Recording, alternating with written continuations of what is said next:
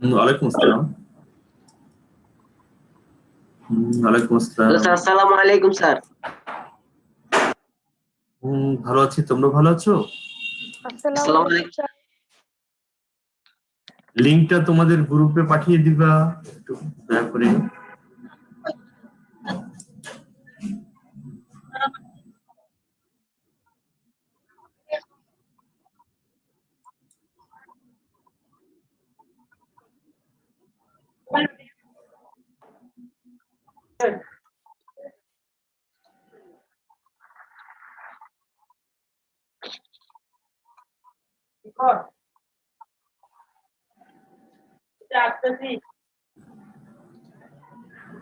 যাই হোক, অ্যাটেন্ডেন্সটা তুমি আমাকে পাঠিয়ে দিবে, ঠিক আছে? আজকের এই যে আসসালামু আলাইকুম। ওয়ালাইকুম আসসালাম।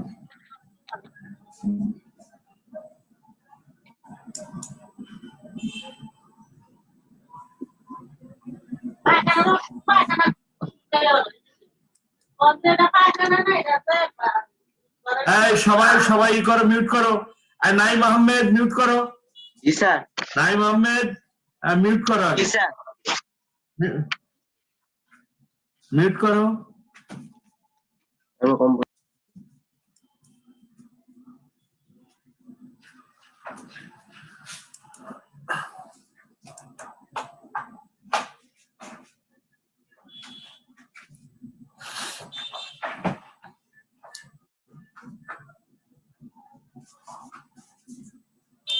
তাহলে আমরা পড়ছিলাম ধ্বনিতত্ত্ব। আসসালামু আলাইকুম স্যার। আমরা পড়ছিলাম হচ্ছে গতদিন ধ্বনিতত্ত্ব। আমরা আজকে বিস্তারিত জানবো। গতকাল আমরা ধোনির স্যার দুইটা স্যার পড়ছিলাম, মূল কাজ। সবাই একটু থামো বাবা, কেউ কথা বলা যাবে না, সবাই মিউট করো। আননেসেসারি একজন প্রশ্ন যদি করো তাহলে কিন্তু আমি আউট করে দেবো, ঠিক আছে? তাহলে এই যে ওই দুইটি কাজ আমরা জেনেছিলাম। একটি হচ্ছে শ্বাস গ্রহণ, প্রথমটি হচ্ছে শ্বাস গ্রহণ।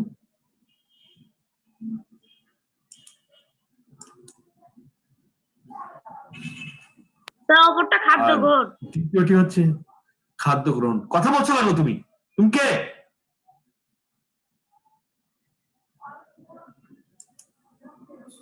দ্বিতীয়টি হচ্ছে খাদ্য গ্রহণ।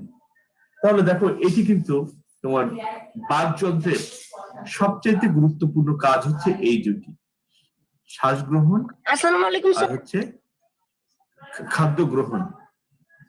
তাহলে এই যে দেখো কিভাবে শ্বাস গ্রহণ করে মানুষ আর কিভাবে খাদ্য গ্রহণ করে, তাই না? এরপরে নেক্সট স্লাইডে আমরা একটু যাব।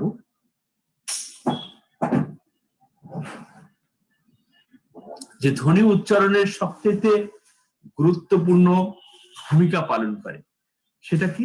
সেটা হলো হচ্ছে ফুসফুস। এই দেখো, আমরা ফুসফুসের চিত্রটা আমরা একটু দেখবো যে সবচেয়ে গুরুত্বপূর্ণ ভূমিকা পালন করে হচ্ছে এই ফুসফুস।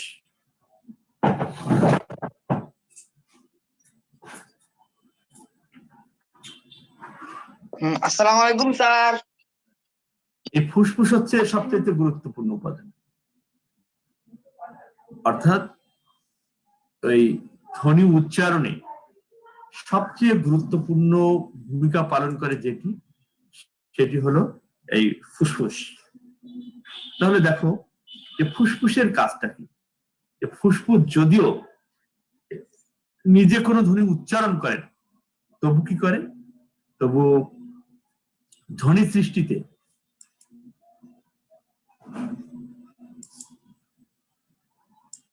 দেখো, ফুসফুস যদিও নিজে কোনো ধ্বনি উচ্চারণ করে না, তবু ধ্বনি সৃষ্টিতে ফুসফুসের ভূমিকা কিন্তু অপরিহার্য।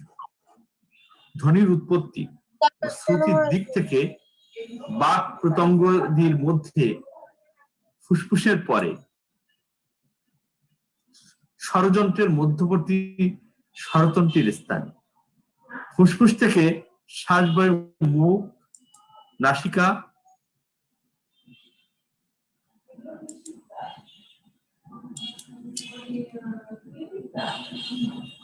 নাসিকা দিয়ে যাতায়াত করার সময় তার গতিপথে আংশিক বা পূর্ণ বাধা দেয়, অথবা সবাই বন্ধ করো, আর এত দেরি করে কেউ আসবে না। সোজা কথা, কালকের থেকে কিন্তু আমি জাস্ট টাইমে না আসতে পারে কিন্তু আমি করবো না, একটা অ্যাডমিট করে করতে দিব না।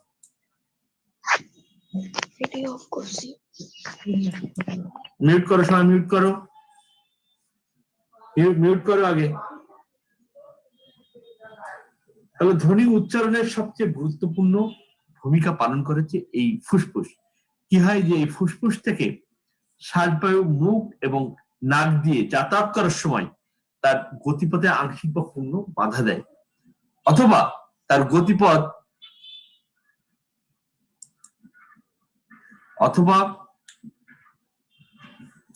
গতিপথ নিয়ন্ত্রিত করে। আমরা সেই বাতাসে নানা তরঙ্গের সৃষ্টি করি। এই তরঙ্গগুলো হচ্ছে মূলত ধ্বনি তরঙ্গ। তাহলে এই তরঙ্গগুলো হচ্ছে মূলত ধ্বনি তরঙ্গ। তাহলে ধ্বনি উচ্চারণে কিন্তু সবচেয়ে গুরুত্বপূর্ণ ভূমিকা পালন করে হচ্ছে এই ফুসফুস। এটা কিন্তু তোমাদের অবশ্যই মনে রাখতে হবে। এবার নেক্সট স্লাইডটা আমরা যাব, তোমরা কিন্তু বেশ সুন্দর করে বুঝে নিবে, কারণ ক্লাস 6 কিন্তু একটু গুরুত্বপূর্ণ বাংলা ব্যাকরণ। তাহলে এক কথায় বলা যায় যে গলনালী, মুখ বিভাগ, কণ্ঠ, জিহ্বা, তালু, দাঁত, নাক ইত্যাদি বাক প্রত্যঙ্গকে আমরা কি বলি? এই বাক প্রত্যঙ্গকে আমরা বলি হচ্ছে বাকযন্ত্র। অর্থাৎ একটা কোশ্চেন করতে পারি? হ্যাঁ বলো। স্যার, গলনালী আমাদের শরীরে কোথায় অবস্থিত? গলায়। কেন? আমি সেদিন ছবিটা দেখিয়েছিলাম তোমাদের। কালকে ক্লাসটা করো নাই বাবা? স্যার আমি ঠিকমতো দেখতে পাই নাই স্যার। স্যার করছিলাম, বাট আমি স্যার কিছুক্ষণের জন্য নেট প্রবলেমে ডিসকানেক্ট ছিলাম।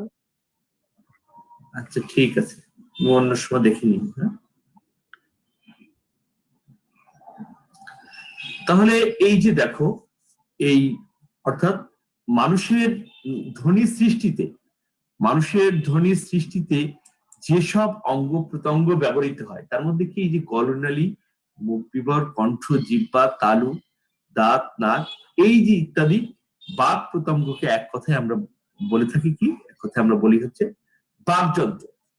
এই বাকযন্ত্রের দ্বারা উচ্চারিত অর্থবোধক ধ্বনির সাহায্যে মানুষের ভাব প্রকাশের মাধ্যমকে বলা হয় ভাষা।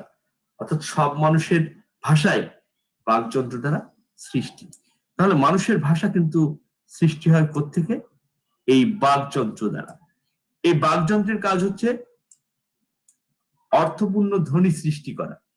এই যে অর্থবোধক, এই বাকযন্ত্রের কাজটা হচ্ছে অর্থবোধক ধ্বনি সৃষ্টি করা। এই যে অর্থবোধক ধ্বনি মানে হচ্ছে শব্দ, ঠিক আছে? সাউন্ড মানে ধ্বনি, আর ওয়ার্ড মানে হচ্ছে শব্দ ব্যাকরণের ভাষায়।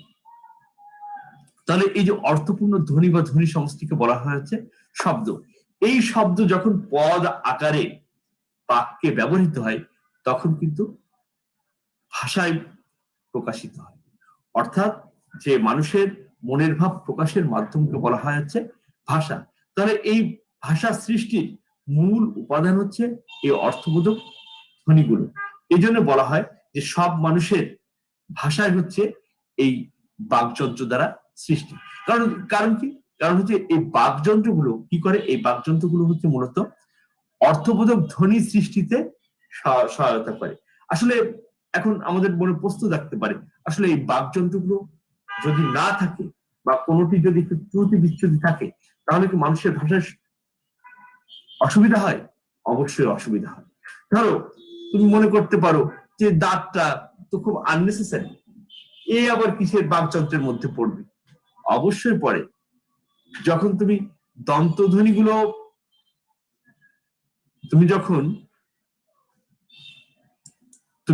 দন্তধ্বনিগুলো ব্যবহার করতে যাবে বা দন্তধ্বনিগুলো উচ্চারণ করতে যাবে তখন কিন্তু দাঁত না থাকলে কিন্তু দন্তধ্বনিগুলো হবে না। যেমন ধরো ত, থ, দ, ধ, ন, এই যে ধ্বনিগুলো আমি উচ্চারণ করলাম, এই ধ্বনিগুলো উচ্চারণের সময় দেখো জিহ্বা কোথায় স্পর্শ করে? দাঁতে স্পর্শ করছে। জিহ্বাগুলো দাঁতে স্পর্শ করছে, অর্থাৎ এই দাঁত যদি না থাকে তাহলে কিন্তু এই ইগুলো দন্তধ্বনিগুলো কিন্তু হবে না। আবার তালু, তুমি চ, ছ, জ, ঝ, এই তালুটি যদি কারো নিচু হয় বা কারো খুব উঁচু হয় তাহলে কিন্তু এই তালব্য ধ্বনিগুলো কিন্তু উচ্চারণ করতে পারেন। আর জিহ্বাকে বলা হয় উচ্চারণের মূল উপকরণ। এই কণ্ঠ, জিহ্বা, ওষ্ঠ, এই তিনটি হচ্ছে উচ্চারণের মূল উপকরণ। আর বাকি যেগুলো আছে এগুলোকে বলা হয় হচ্ছে উচ্চারণের স্থান। বুঝতে পেরেছো? তাহলে এই স্থান এবং উপকরণগুলো আমাদের জন্য, বিশেষ করে ভাষা সৃষ্টির জন্য বা ধ্বনি সৃষ্টির জন্য এই বাকযন্ত্রগুলো খুবই গুরুত্বপূর্ণ। আমরা নেক্সট পয়েন্টে চলে যাব। তাহলে এটা তো আমাদের বোঝা গেল এক কথায় যে সব মানুষের ভাষায় এই বাকযন্ত্র দ্বারা সৃষ্টি। নেক্সট স্লাইডে আমরা চলে যাব। আমরা কিন্তু ক্লাসগুলো খুব গুরুত্বের সঙ্গে খেয়াল করব। তাহলে এই যে এখানে একটি প্রশ্ন এসেছে যে ধ্বনি কাকে বলে?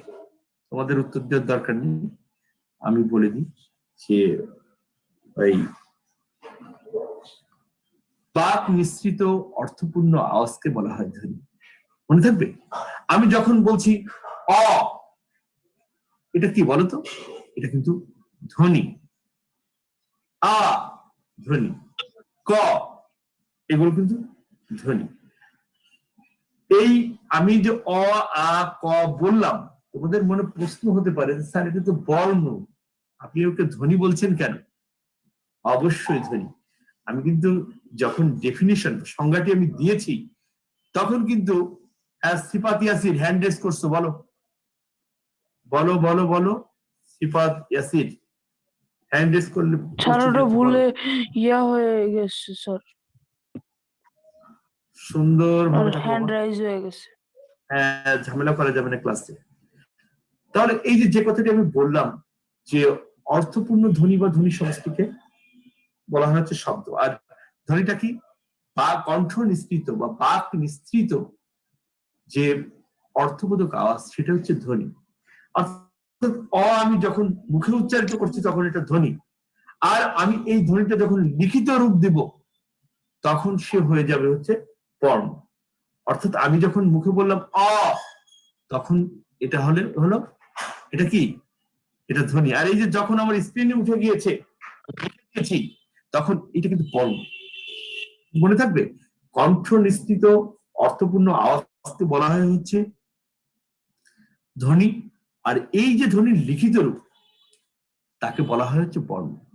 যদি বইয়ের ভাষা আর সুন্দর করে আমি লিখতে চাই, যে বলতে চাই, তাহলে বলা যায় যে ধ্বনি নির্দেশক সাংকেতিক চিহ্নকে বলা হয় হচ্ছে বর্ণ। তাহলে এই বর্ণ বা ধ্বনি কিন্তু দুই প্রকার, স্বরধ্বনি আর ব্যঞ্জন ধ্বনি। আর বর্ণের ক্ষেত্রে হচ্ছে স্বরবর্ণ আর ব্যঞ্জন বর্ণ।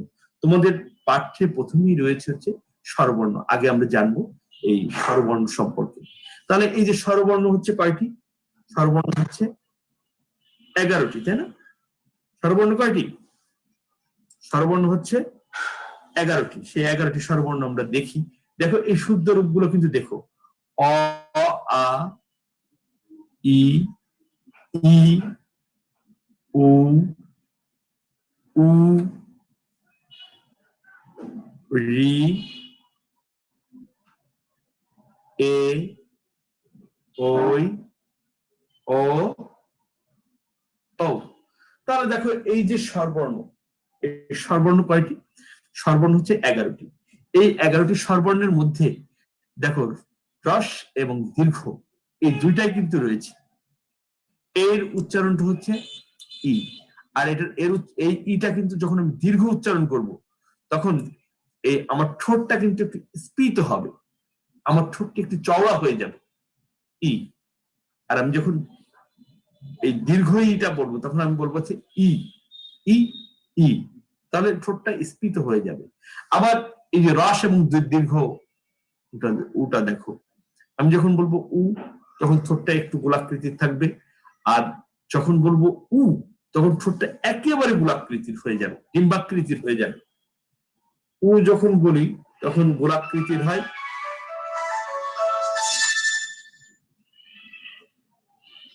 ঠিক আছে? উ যখন বলি তখন হচ্ছে গোলাকৃতি, আর যখন উ বলি তখন হয়ে যায় ডিম্বাকৃতি।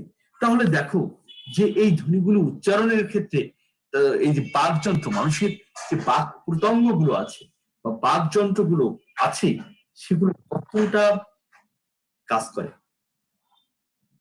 যে এই জন্য বলছি যে ধ্বনি উচ্চারণের ক্ষেত্রে, সেটা হোক স্বরধ্বনি হোক ব্যঞ্জন ধ্বনি, এই ধ্বনি উচ্চারণের ক্ষেত্রে সবচেয়ে গুরুত্বপূর্ণ ভূমিকা পালন করে কোনটি? গুরুত্বপূর্ণ ভূমিকা পালন করে হচ্ছে মানুষের বাক প্রত্যঙ্গ। এই যে দেখো রি, এটিও কিন্তু স্বরধ্বনি। এরপরে এ, ওই, ও, ও। তাহলে দেখো যে এখানে আমরা ধ্বনি পেয়েছি। এই 11টি ধ্বনির মধ্যে এই প্রথম 6টি ধ্বনি দেখো মাত্রা যুক্ত। অ, এই দেখো অ, আ, ই, ই, উ, উ। এই 6টি ধ্বনি হচ্ছে মাত্রা যুক্ত। আর এই যে দেখো রি, এই রি ধ্বনিটি কিন্তু কি? এই রি ধ্বনিটা হচ্ছে অর্ধমাত্রা। দেখো এই রি ধ্বনিটা কি? অর্ধমাত্রা। এই রি ধ্বনিটা হচ্ছে অর্ধমাত্রা। তাহলে 6টি ধ্বনি আমি পেয়েছি, অ, আ, ই, ই, উ, উ। স্যার এই 6টি ধ্বনি হচ্ছে, হ্যাঁ বলো। স্যার আমি হঠাৎ ডিসকানেক্ট হয়ে গেছিলাম। তাতে কি সমস্যা কি? তুমি আবার এর ভিতরে কথা বলতে আসছো কেন? এত কমন সেন্সের অভাব কেন বাবা? ক্লাস চলাকালীন সময়ে যদি এই সংশ্লিষ্ট কোনো প্রশ্ন থাকে তাহলে সেই প্রশ্ন করবা, ফার্দার অন্য কোনো প্রশ্ন করবে না। এরপরে দেখো এ, এ, ওই, ও, ও। এই যে 4টি স্বরধ্বনি দেখলে, এই 4টি স্বরধ্বনি কিন্তু মাত্রাহীন। তাহলে অনেকেই আমি দেখেছি যে সব কিছুর উপরে একটা মাত্রা দিয়ে দাও, সব কিছুর উপরে মাত্রা দিয়ে দাও। তাহলে আমি যদি এই ও এর উপরে মাত্রা দিই বা এ এর উপরে মাত্রা দিই তাহলে কি হবে বলতো? একজন বলবে। আমি যদি এ, হ্যাঁ তয়টা বা তয় র ফলা, তাই না? তাহলে এবার দেখো, তাহলে দেখো এই এ এবং ও এর গুরুত্ব কিন্তু অবশ্যই আছে। ইয়েস স্যার, মাত্রা গুরুত্বপূর্ণ। গুরুত্বপূর্ণ না? এ এবং ও, ইয়েস স্যার। এই দুইটা যদি আমি মাত্রা দিই তাহলে একটা হয়ে যাবে কিন্তু তয় র ফলা, আর একটা হয়ে যাবে হচ্ছে তয় তয়। এই জন্য বলছি যে এটা কিন্তু খুবই গুরুত্বপূর্ণ। এই মাত্রা এবং অর্ধমাত্রা, মাত্রাহীন এই বর্ণগুলো ঠিক মতো আমাদের দিতে হবে। তাহলে এই যে স্বরধ্বনিতে দেখো, স্বরধ্বনি হচ্ছে কয়টি? 11টি। স্বরধ্বনির পরিচয়টা আগে জানো। এই স্বরধ্বনি হচ্ছে 11টি। ইয়েস স্যার, ইয়েস স্যার বলছো কেন বাবা? একটু মিউট করো। তাহলে এই যে স্বরধ্বনি হচ্ছে 11টি। এই 11টির মধ্যে 6টি হচ্ছে পূর্ণমাত্রা, একটি হচ্ছে অর্ধমাত্রা, আর যে বাকি 4টি রয়েছে এই বাকি 4টি কি? এই বাকি 4টি হচ্ছে মাত্রাহীন। এটা কিন্তু মনে রাখতে হবে। আবার এটা হচ্ছে স্বরধ্বনি হচ্ছে 11টি, আবার মৌলিক স্বরধ্বনি বা মৌখিক স্বরধ্বনি হচ্ছে 7টি। এ বিষয়ে আমি পরে আসছি তোমাদের। তাহলে ধ্বনি কাকে বলে? বাকযন্ত্র মিশ্রিত অর্থবোধক আওয়াজকে বলা হয় ধ্বনি। আর বর্ণ কাকে বলা হয়? ধ্বনি নির্দেশক সাংকেতিক চিহ্নকে বলা হয় বর্ণ। অর্থাৎ যে ধ্বনিটা আমি মুখে বললাম অ, এটা হচ্ছে ধ্বনি। আর যখন আমি এটাকে লিখলাম তখন এটা হলো হচ্ছে কি, তখন এটা হয়ে গেল হচ্ছে ওই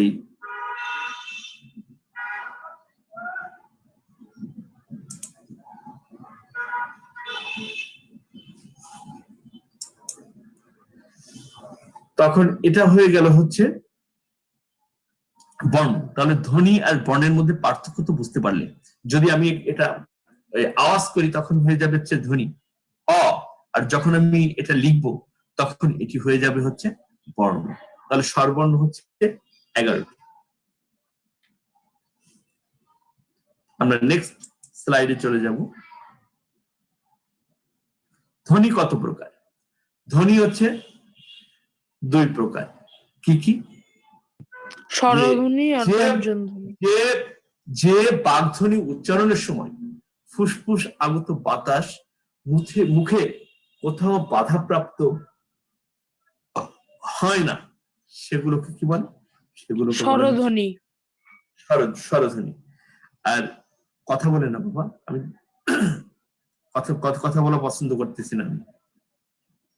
যে বাগধ্বনি উচ্চারণের সময় ফুসফুস আগত বাতাস মুখের মধ্যে কোনোভাবে বাধা প্রাপ্ত হয়, সেগুলোকে আমরা কি বলি? সেগুলোকে আমরা বলি হচ্ছে ব্যঞ্জন ধ্বনি। ক্লিয়ার? অর্থাৎ যে বাগধ্বনি উচ্চারণের সময় ফুসফুস আগত বাতাস মুখে মধ্যে কোনোভাবে বাধাগ্রস্ত হয় না, সেগুলোকে আমরা বলি হচ্ছে স্বরধ্বনি। আর যে বাগধ্বনি উচ্চারণের সময় ফুসফুস আগত বাতাস মুখের মধ্যে কোনোভাবে বাধাপ্রাপ্ত হয়, সেগুলোকে আমরা বলি হচ্ছে ব্যঞ্জন ধ্বনি। যেমন আমি যখন বলি অ, তখন কিন্তু এটি কিন্তু ফুসফুস আগত বাতাস মুখের কোথাও বাধাপ্রাপ্ত হয় না। আমি যখন বলছি ক, তখন কিন্তু বাধাগ্রস্ত হয়। তখন কিন্তু এই যে জিহ্বার গোড়াটা কণ্ঠে স্পর্শ করে বাধা সৃষ্টি করে এই ব্যঞ্জন ধ্বনিটি উচ্চারণ করেছে, অর্থাৎ বাধা সৃষ্টি করেছে। ক ধ্বনি বলার সঙ্গে সঙ্গে এই কণ্ঠটা জিহ্বাটা কণ্ঠে স্পর্শ করেছে, অর্থাৎ ফুসফুস আগত বাতাসটাকে ব্যাহত করেছে বা বাধাপ্রাপ্ত করেছে। এই জন্যই ক, খ, গ, ঘ, ঙ এইগুলো হচ্ছে ব্যঞ্জন ধ্বনি। অ, আ, ই, উ, রি, এ, ওই, ও, ও, এই যে ধ্বনিগুলো আমি উচ্চারণ করছি, এগুলো কিন্তু কোথাও বাধা সৃষ্টি করে, অর্থাৎ বাধা সৃষ্টি করে না বলে এগুলো হচ্ছে স্বরধ্বনি। আর যেহেতু বাধা সৃষ্টি করেছে, এই যে বাগধ্বনি উচ্চারণের সময় ফুসফুস আগত বাতাস মুখের মধ্যে কোনোভাবে বাধা প্রাপ্ত হয়, সেগুলোকে আমরা বলবো হচ্ছে ব্যঞ্জন ধ্বনি। তাহলে স্বরধ্বনি হচ্ছে কয়টি?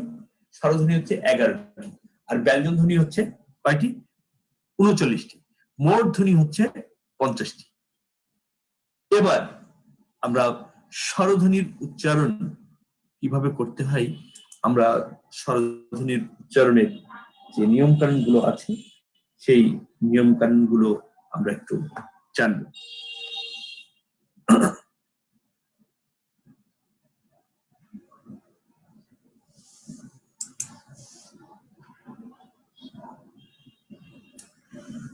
তো স্বরবর্ণ কাকে বলে? যে স্বরধ্বনি দ্যোতক লিখিত সাংকেতিক চিহ্নকে বলা হয় স্বরবর্ণ। অর্থাৎ ব্যঞ্জন বর্ণ কাকে বলে? ওইরকম ব্যঞ্জন ধ্বনি দ্যোতক লিখিত সাংকেতিক চিহ্নকে বলা হয় স্বরবর্ণ, সরি ব্যঞ্জন বর্ণ। এবার দেখো এই যে দেখো স্বরবর্ণগুলো, এখানে 11টি স্বরবর্ণ রয়েছে। হ্যাঁ, এখানে এই যে একটি তোমাদের জন্য একটা কুইজ ছিল, আসলে কুইজটা আমি নেব না। এখানে দেখো এই ধ্বনিটি কিন্তু, এই বর্ণটি কিন্তু এখানে ঠিক নাই, এই বর্ণটি কিন্তু এখানে ঠিক নেই। হ্যাঁ, এটি হচ্ছে অর্ধমাত্রা ধ্বনি, এইটা হবে হচ্ছে অর্ধমাত্রা। হ্যাঁ, এই যে অর্ধমাত্রাটা আমি একটু ফিল আপ করে দিলাম এখানে, ঠিক আছে? এটা হচ্ছে অর্ধমাত্রার ধ্বনি।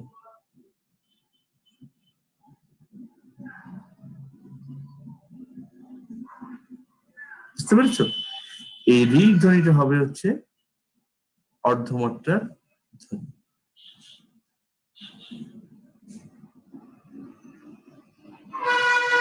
এই যে, তাহলে এবার কিন্তু ঠিক আছে, এবার ঠিক আছে না? এবার ঠিক আছে। তাহলে এটা হচ্ছে স্বরবর্ণ। স্বরবর্ণের সংক্ষিপ্ত রূপকে বলা হয় হচ্ছে কার। এবার দেখো কার গুলো দেখো, যে আকার, রস্যিকার, দীর্ঘিকার, রস্যকার, দীর্ঘকার, ঋকার, একার, ওকার আর ওকার। দেখেছো? এই স্বরবর্ণের সংক্ষিপ্ত রূপকে বলা হয় হচ্ছে কার। এই কারগুলো কয়টি? টোটাল কার কয়টি? টোটাল কার হচ্ছে 10টি। 10টি না? স্বরবর্ণ হচ্ছে 11টি, কিন্তু কার হচ্ছে 10টি। কার হচ্ছে 10টি, কিন্তু স্বরবর্ণ হচ্ছে 11টি। স্বরবর্ণ হচ্ছে 11টি, কার হচ্ছে 10টি। তাহলে এই যে দেখো এখানে অস্বরধ্বনিটি কিন্তু কার হিসেবে নেই। যে স্বরধ্বনিটি, এটি কিন্তু কার হিসেবে নেই। কার হিসেবে কেন নেই? কার হিসেবে কেন নেই? কার হিসেবে নাই। এই কে বলা হয়, কি বলা হয় আমি বলছি। এটা যে ব্যঞ্জনের মধ্যে উচ্চারিত হয়, প্রত্যেকটা ব্যঞ্জনের মধ্যেই কিন্তু এই ধ্বনিটি উচ্চারিত হয়। এই ধ্বনিটি প্রত্যেকটা ব্যঞ্জনের মধ্যেই উচ্চারিত হয়। ধরো আমি একটা শব্দ লিখলাম, আমরা যে লিখি না যে বরাবর অধ্যক্ষ মহোদয়, ঠিক আছে, লিখি না, ওই সে বরাবর শব্দটাই আমি লিখলাম। ধরো বর, হ্যাঁ, মাউস দিয়ে লিখছি তো আসলে তেমন ভালো হচ্ছে না। এই বরাবর শব্দটাকে দেখো, বরাবর শব্দটাকে ভাঙলে কি দাঁড়ায়? ব অ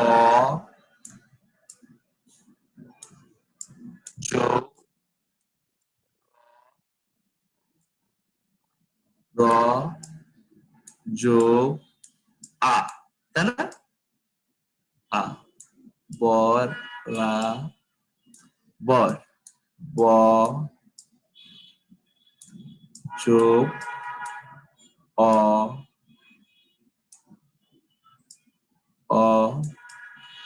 যোগ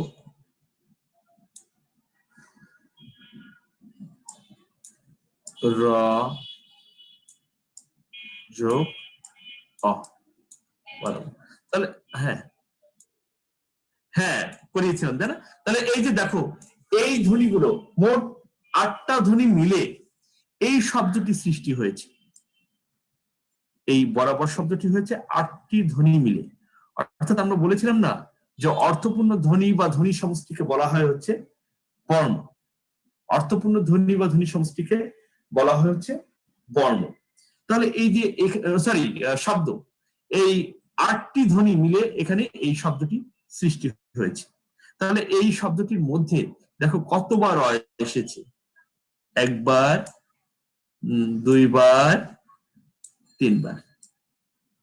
হ্যাঁ, আর এই যে আটি তুমি দেখছো না, এই আটি কিন্তু এখানে কি হয়েছে? এখানে হচ্ছে এই যে দেখো আকার হিসেবে ব্যবহৃত হয়েছে। এই যে সেই আকারটা, এই যে বরাবর, তাই না? অর্থাৎ এই অকে বলা হয় হচ্ছে বিলীন ধ্বনি। এই বরাবর শব্দটির মধ্যে এটি কি নিঃস্ব বা বিলীন হয়ে গিয়েছে, এই জন্য এই অকে বলা হয় বিলীন ধ্বনি। এই অ কিন্তু দুই ভাবে ব্যবহৃত হয় শব্দে। একটি হচ্ছে স্বাধীন ধ্বনি হিসাবে, আর একটি হচ্ছে বিলীন ধ্বনি হিসাবে। ধরো আমি যদি বলি যে এই কাব্য আমার অপরিচিত মুখ, তাহলে অপরিচিত শব্দটার অপরিচিত, ঠিক আছে। এখানে অ এর ব্যবহার 2-3 বার আসছে, কিন্তু একটা অকে আমি দেখতে পাচ্ছি। সে অটা কি? শব্দের প্রথমে যে অটি বসে সেটি স্বাধীন অ হিসেবে বসতে পারে। বুঝতে পেরেছো? স্বাধীন অ হিসেবে শব্দের প্রথমে ব্যবহৃত হয়, আর অব্যবহৃত হয় শব্দের মধ্যে বিলীন ধ্বনি হিসাবে। এই জন্য এই অকে বলা হয় কি? এই অকে বলা হয় বিলীন ধ্বনি। মনে থাকবে? অর্থাৎ অর্থাৎ তাহলে স্বরবর্ণ হচ্ছে 11টি, আর কার কয়টি? স্বরবর্ণ হচ্ছে 11টি, আর কার হচ্ছে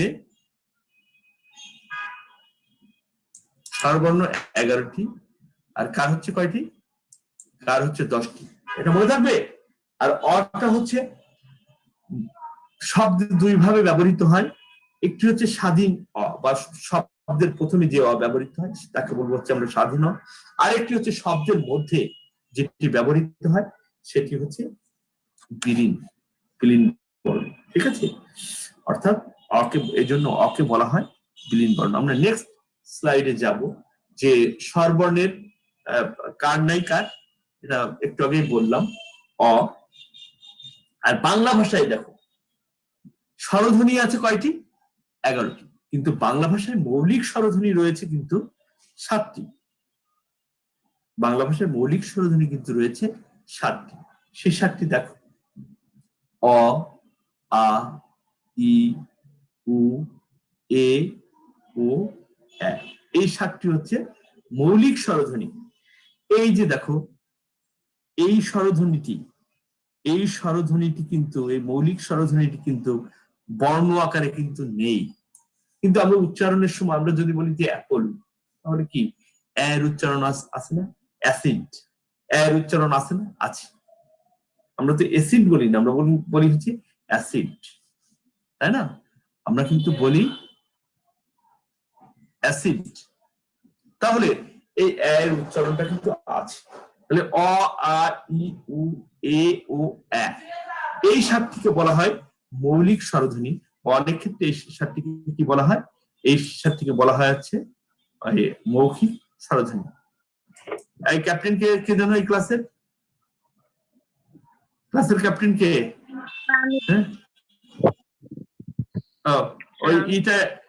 ওই ইটা রোল কলটা করো তো একটু, দেখি রোল কল ঠিক আছে নাকি। হ্যাঁ, ঠিক আছে।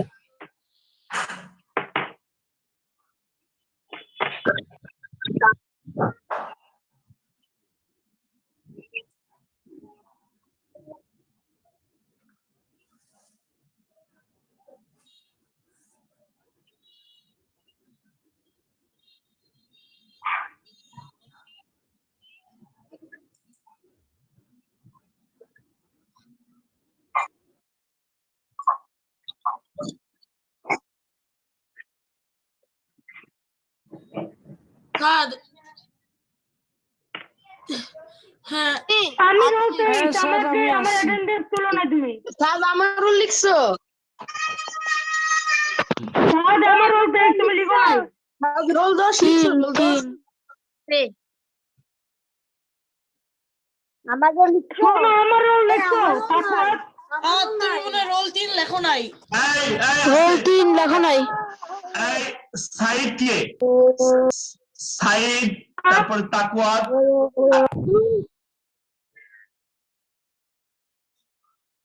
রোল পেজ লেখা হয়েছে, রোল পেজ।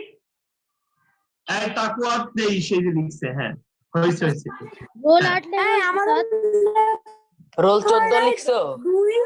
2 লেখা হয় নাই। রোল 15 পেজ তো লেখা হয় নাই। স্যার আমার রোল লেখা হইছে। হ্যাঁ, হয়েছে হয়েছে। হ্যাঁ, হয়েছে। আমার রোল লিখছো? হ্যাঁ 14 লিখছো? আচ্ছা, আমি সেই আমার রোল স্ক্রিনশট দিয়ে নিয়েছি। 40 লিখছো? Silent please, silent. আর কেউ কথা বলবে না। তাহলে এবার আমরা যাবো হচ্ছে স্বরধ্বনির উচ্চারণ, অর্থাৎ মৌলিক যে স্বরধ্বনিগুলো আমরা পেয়েছি, এই মৌলিক স্বরধ্বনিগুলোর উচ্চারণ কিভাবে করতে হয়। দেখো, স্বরধ্বনি উচ্চারণের সময় কি হয়, যে বাতাস ফুসফুস থেকে বের হয়ে কোথাও বাধা পায় না। মূলত স্বরধ্বনি উচ্চারণের ক্ষেত্রে তিনটি জিনিস কিন্তু আমাদের জানতে হয়। পল্লব বলুয়া কথা বলো না। দেখো মূলত এই তিনটি জিনিস কিন্তু আমাদের জানতে হয়, সেটা হলো জিহ্বার অবস্থান ও জিহ্বার উচ্চতা।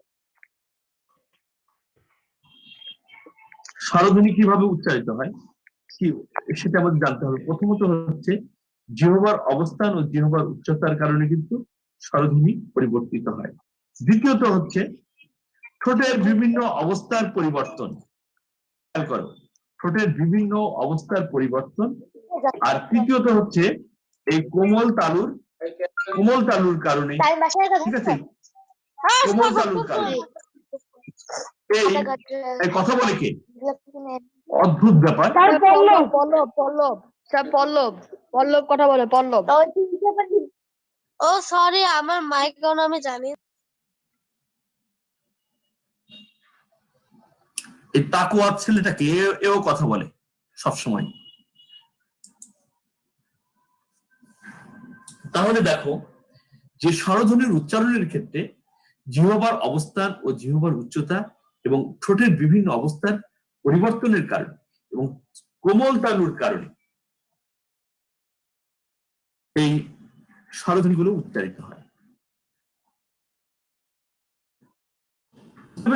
মূলত জিহ্বার অবস্থান ও জিহ্বার উচ্চতা এবং ঠোঁটের বিভিন্ন অবস্থার পরিবর্তনের কারণে এবং কোমল তালুর কারণে বিভিন্ন স্বরধ্বনি উচ্চারিত হয়।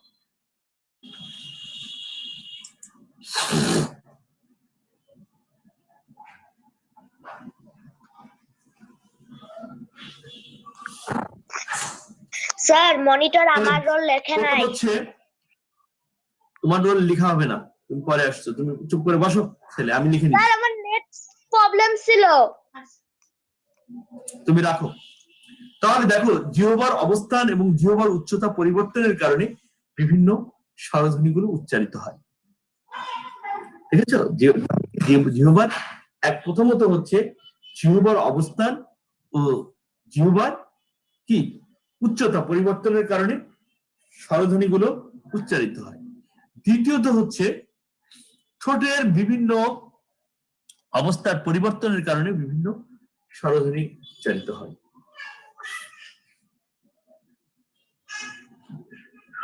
আর তৃতীয়ত হচ্ছে কোমল তালুর কারণে বিভিন্ন স্বরধ্বনি পরিবর্তিত হয়। ঠিক আছে, সফট প্লেট যাকে বলা হয়, কোমল তালু, এই তিনটি কারণে হচ্ছে স্বরধ্বনি পরিবর্তন হয়ে থাকে বা স্বরধ্বনি উচ্চারিত হয়ে থাকে। এখন যে কোনো একজনের কাছে আমার প্রশ্ন, এই তিনটি কারণ কি কি দেখি কার কার মনে আছে। যাদের ছবি তিনটা মনে আছে তারা বলতে পারবে। কে বলতে পারবে? স্যার আমি পারবো স্যার। হ্যাঁ বলো, হ্যাঁ দুই বলবে, আর কেউ না। হ্যাঁ বলো রাম। জিহ্বার উচ্চতা, জিহ্বার অবস্থা আর কোমল তালুর অবস্থা। আরেকটা কি দেখানো? আরেকটা স্যার জিহ্বার উচ্চতা, কোমল তালুর অবস্থা, আর একটা হচ্ছে জিহ্বার অবস্থান। ঠোঁটেরই দেখাইনি আমি। এই যে ঠোঁটের বিভিন্ন অবস্থা পরিবর্তনের কারণে। হ্যাঁ, তাহলে তোমরা যদি খেয়াল না করলে তো পারবে না বাবা। তোমরা কিন্তু এই রেদওয়ানুর রহমান 49 যে কেবল আসছে, হ্যাঁ ফাঁকিবাজ ছেলে। তাহলে দেখো কোমল তালুর কারণে, তাহলে এই তিনটা ছবি কিন্তু তোমাদের মনে রাখতে হবে, তুমি যাই বলো না কেন।